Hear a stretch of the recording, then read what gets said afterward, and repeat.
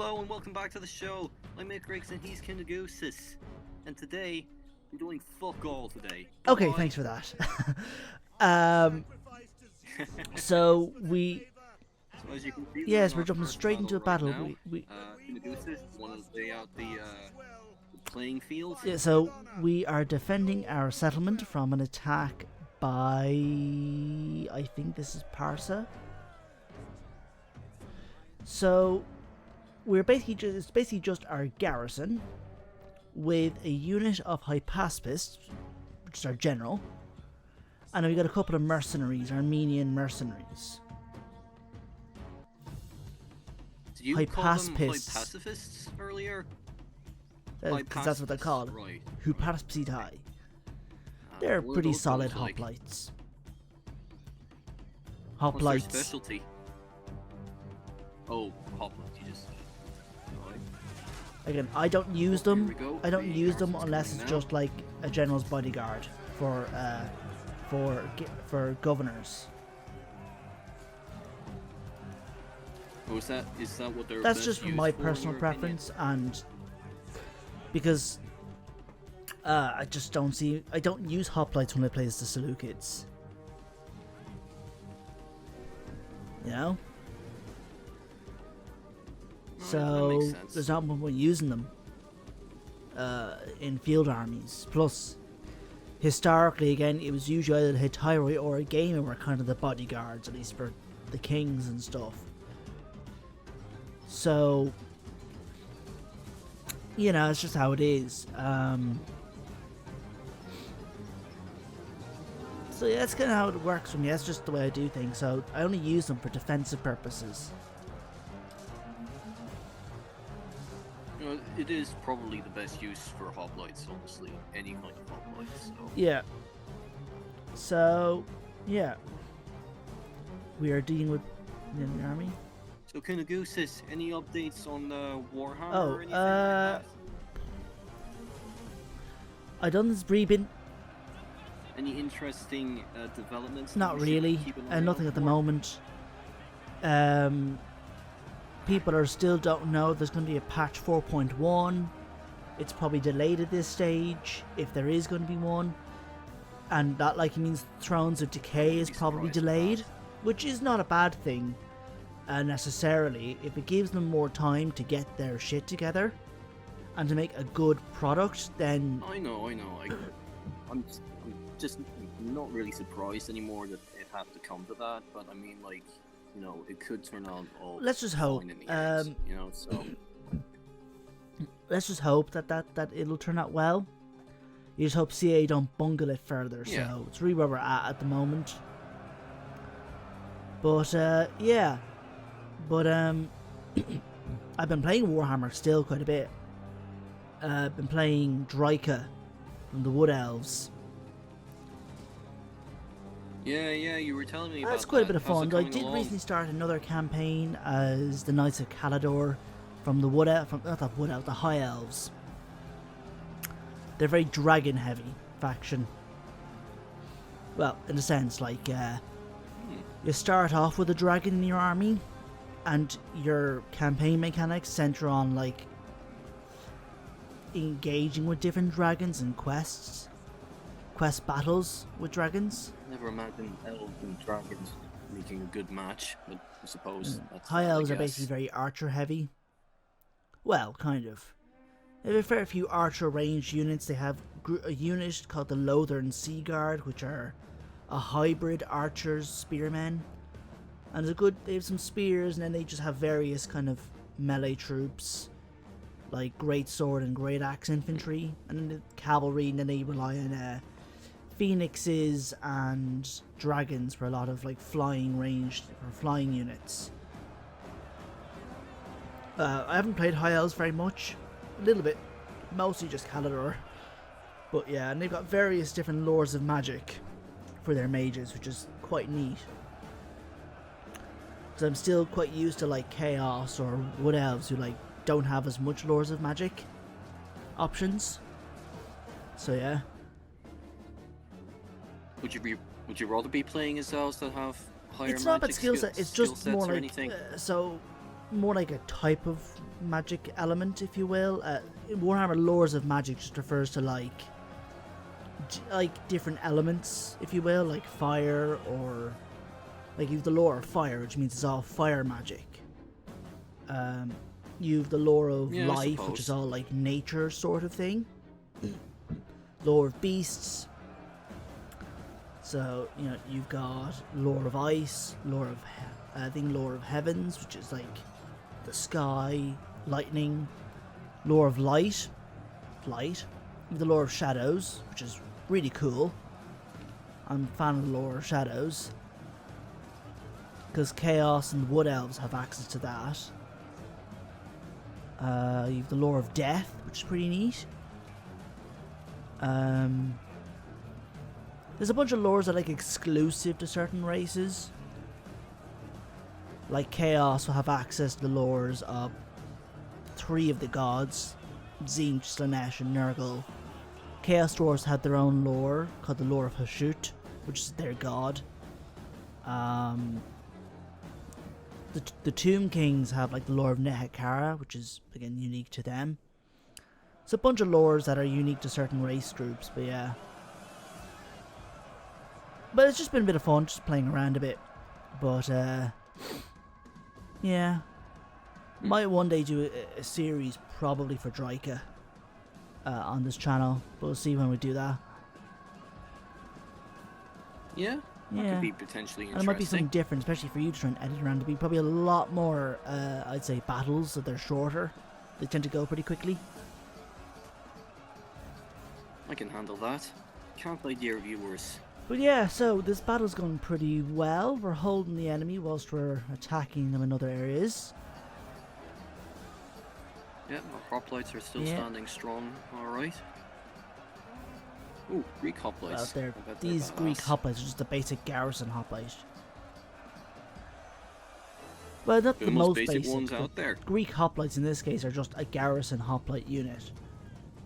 Sort of higher quality than your, what is called, like Greek militia or something, but otherwise, like, nothing that special.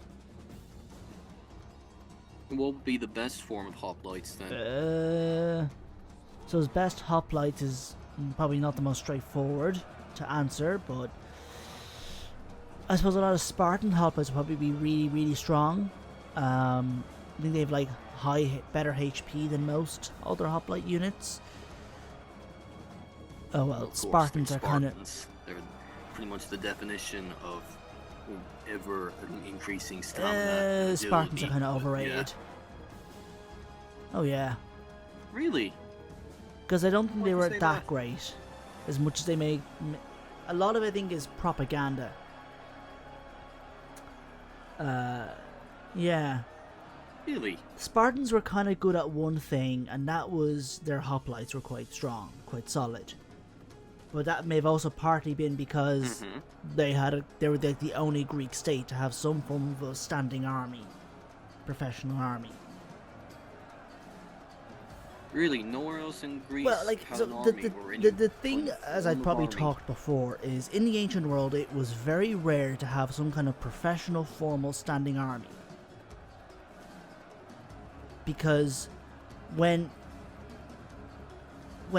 states went to war, it was the citizens who equipped themselves and went and fought. Otherwise, they'd be living their lives doing work on their farms or whatever.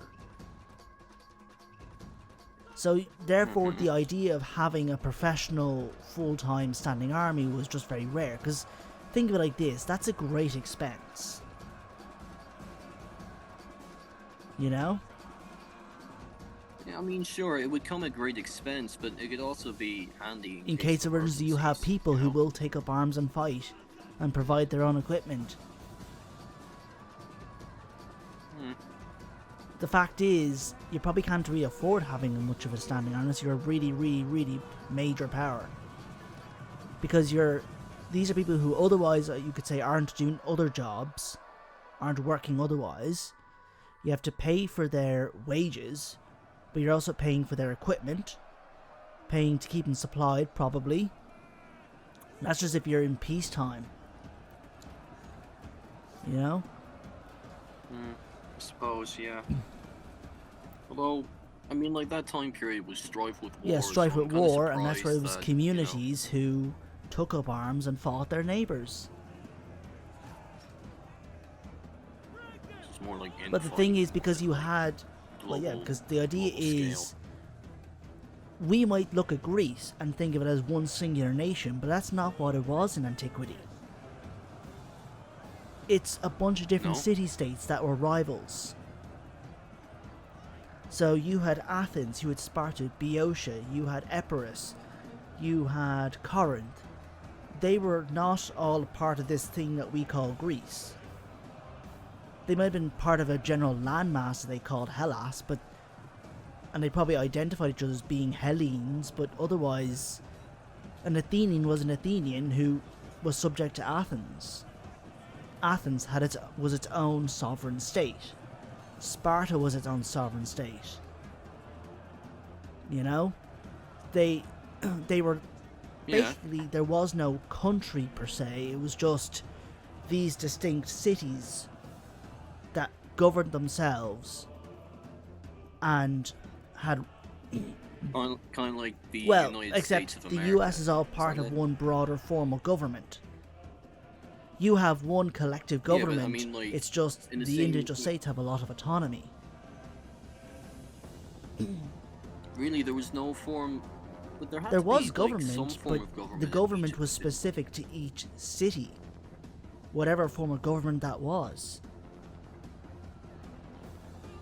Yeah, because, like, you go on about these being city-states, and I get the impression that, like, they're kind of like the states of America, where it's like you have all these different states that have their own form of government or something like that. I'm just curious if it kind I of suppose the acts key like that, I difference here suppose, is, in America, they're still at the end of the day beholden to a central authority that governs the entire nation.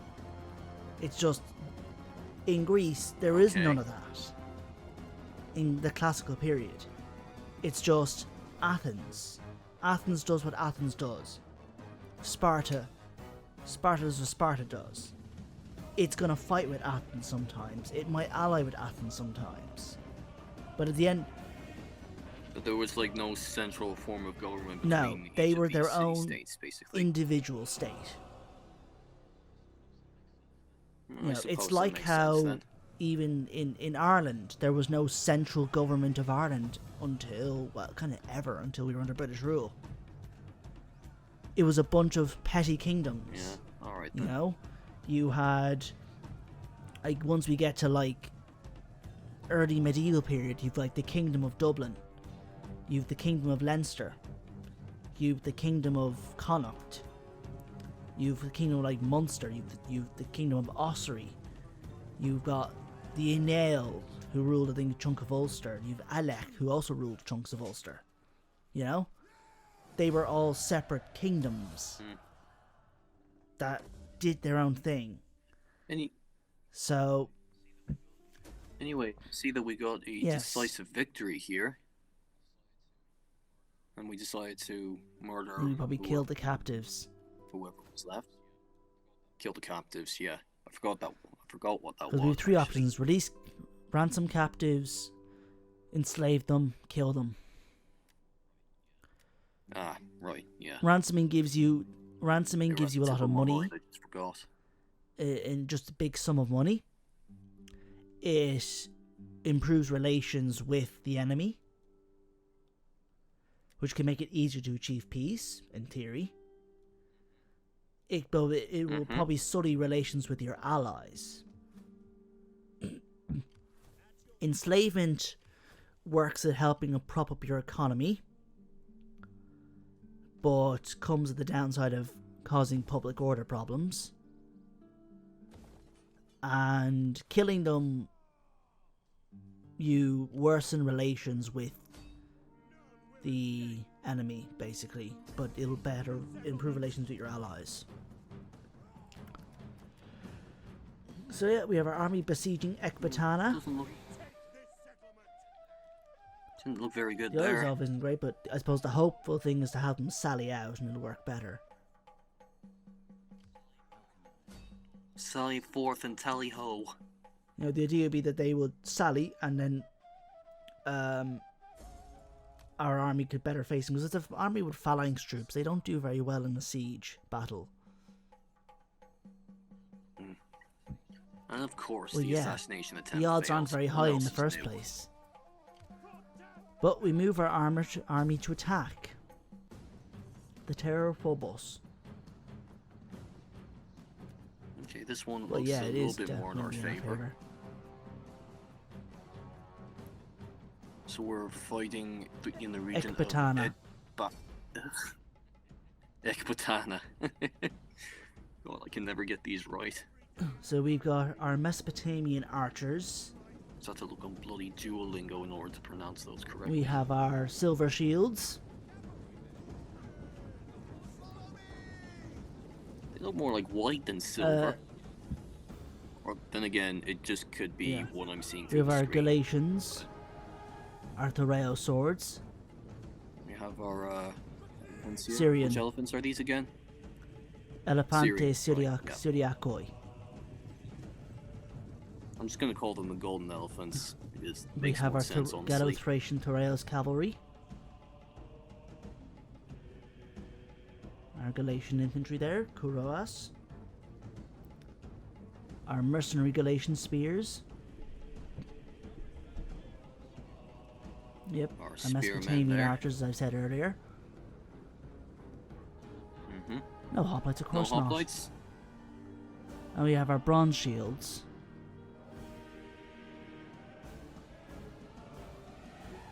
And who are we PARSA. fighting against? One of our PARSA, satrapies that right, broke away okay. from us. How dare they? Well, they didn't want to be in the rule of Greeks. I mean, you had that slave uprising in our last session, so Oh, something yeah, like this the was things gonna with the happen Seleucids, that's one of the things eventually. you have to deal with, is your satraps will probably rebel against you. It's a thing that'll Yeah? happen unless you're really good at keeping them in line. Well, maybe you just weren't firm enough, or maybe you weren't It's just vindictive what the enough. AI decides, really. The always unreliable if you want to AI, look at it that let's just say. But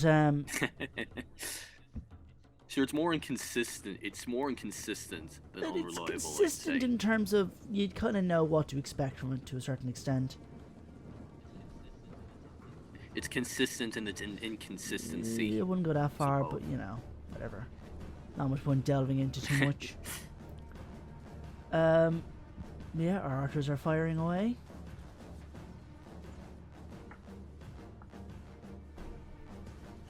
On their Persian Direct archers. hit, sort of. Persian art. Oh, Yeah, do those they are have Persian, Persian archers. archers? You see the Oh, little, right. below the name, the bigger font name, you see a smaller name with brackets. That's the English name. Yeah. Oh, right. What are Persian archers like, actually? Yeah, Are they decent enough? Okay. Nothing to necessarily write home about. We have our Tarentines there, and our Hittyroi. Ready, willing, and And our able. general with the Agama. And there's our Seleukid citizen cavalry. This is gonna sound really stupid, but I can never actually tell who the general is in that crowd, because I suspect that there's some form of like. The general symbol, has like, a you know who distinctive exactly the model. general is. I can, So, but in regards to how I can 'cause tell I can- which is our general's bodyguard, it's the unit flag itself will look a little different. It doesn't have a symbol indicating what type of unit it is. Because I can't really see any distinguishing features Okay, so- between all of these flags. So, well, I mean, like I can see one that has the symbol of a bird on it. Does that one mean that there's so- the general has so- their bodyguards So there's around them? so you see the little circle, and then there's a symbol in the circle that indicates what type of unit it is. So if you look at the Uh-huh. spears, do you see those little what looks like spears? in the middle. That indicates that's a unit of Yeah. spears. And you'll see Uh-huh. another with a little sword in the circle. That means it's a sword unit. So that's the symbol. If you see an absence of the symbol, that indicates it's a general's bodyguard. Oh, And okay. you can see the big emblem symbol on the top of the flag could also be another indicator. Yeah, that's what I was getting at earlier, because I saw like the symbol of like a bird's wings or an eagle's wings on one of the flags, and I was wondering if that was. It's probably because I think different armies have their kind of standard. Yeah, I figured So, yeah. that was the case. Honestly, that's a detail I didn't pick up on. No? Was that the one Yeah, that because you pointed see, it out I'm to you? aware of looking below, and you see the little symbol indicating what type of unit it is. So that's where I would know to look. I'll be damned. I'm gonna point out something that you didn't notice. How impressive is that? How about that for kettle of But anyway, so we toast? have our troops engaging. Our elephants are going through on the enemy's left flank. Making short work of them in the But we process. do have the better quality troops. Yeah. Yeah? We've our Galatian sword axe hybrid, Galatian spears, our pikes, elephants, solid cavalry, you know, Thoreo swords. We Got just all have the largely better advantages. quality troops.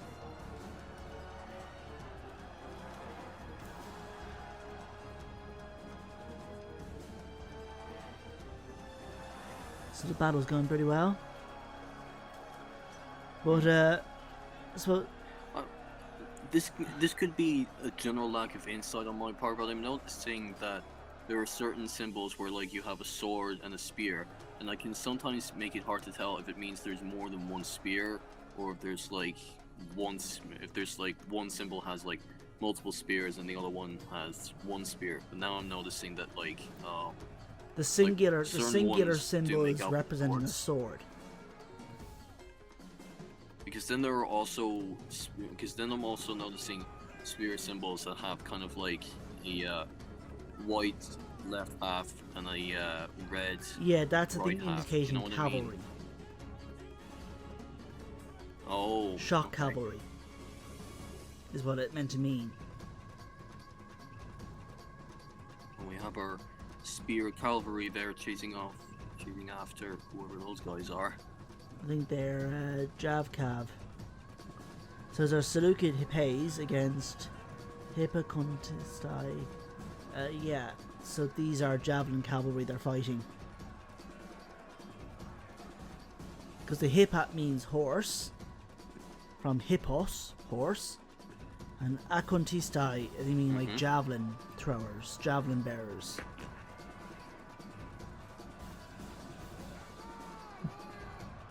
Yeah, that's Greek now I'm talking. This is the Greek language for that. But yeah, Do our Syrian elephants have the same symbol as our swordsmen? good question. I have to see now when we look up. I'm just trying to remember. They might have a similar symbol. Because kind of a melee unit. Yeah, I think they would have a similar symbol. But it'd be more like a square to There has indicate to they're be heavy. like,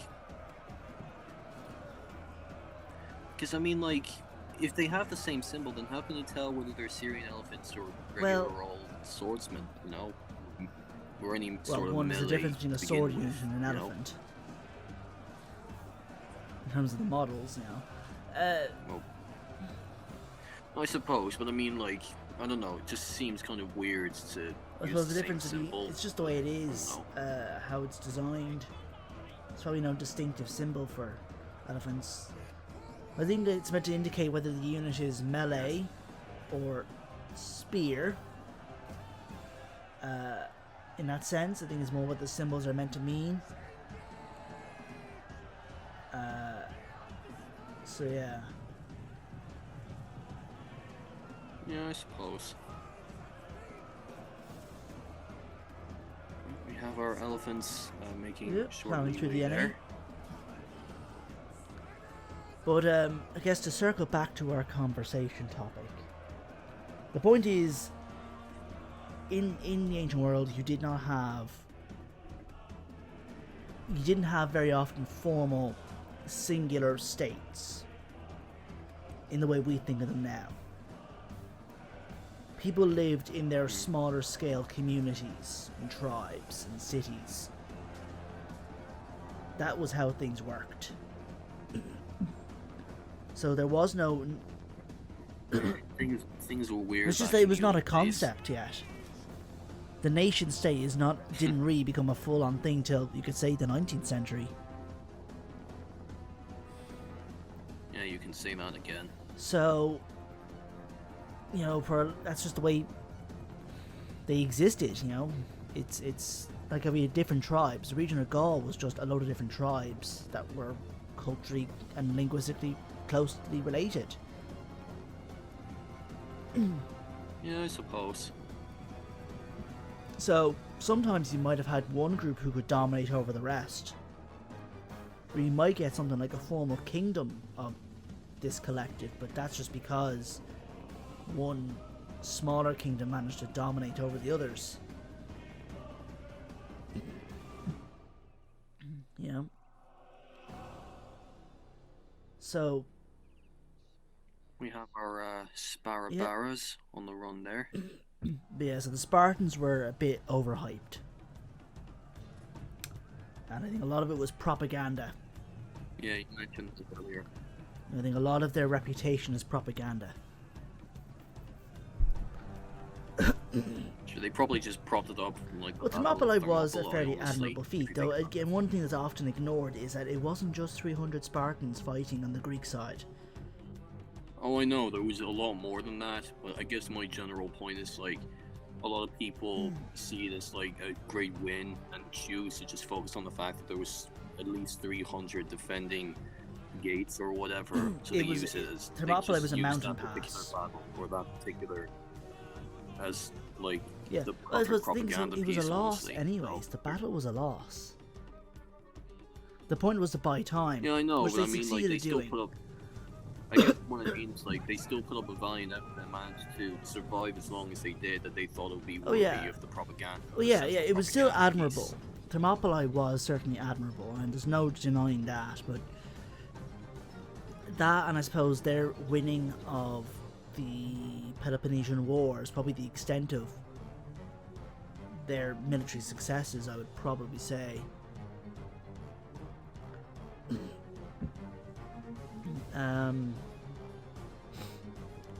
But like, that's the thing.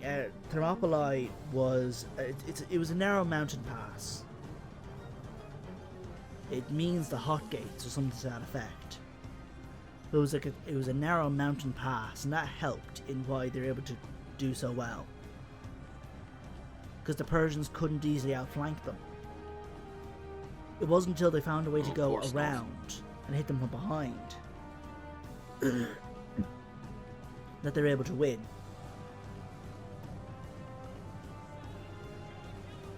And by that time, most of the Greeks, aware of this risk, went home.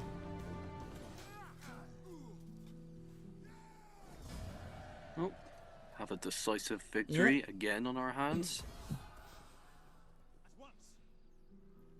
And we chase after the remnants. Oh, this one's a piece of cake. Made short work of them.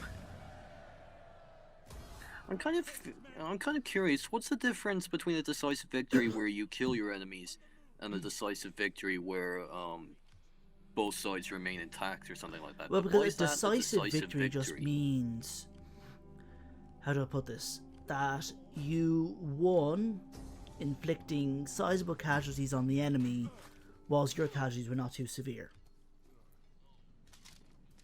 Oh, this is more like it's a firm victory. You might say it's a firm, swift victory. I mean, not swift, but certainly firm one that wasn't too costly on your end. Is what a decisive victory is. So you have a decisive victory, which is firm. Your casualties aren't too bad. You have a close victory, which is where you take some hefty losses, and maybe it was a close call. You have a Pyrrhic victory, which means you took very high casualties. But you still won. You have a heroic victory, which usually means the odds were not in your favor.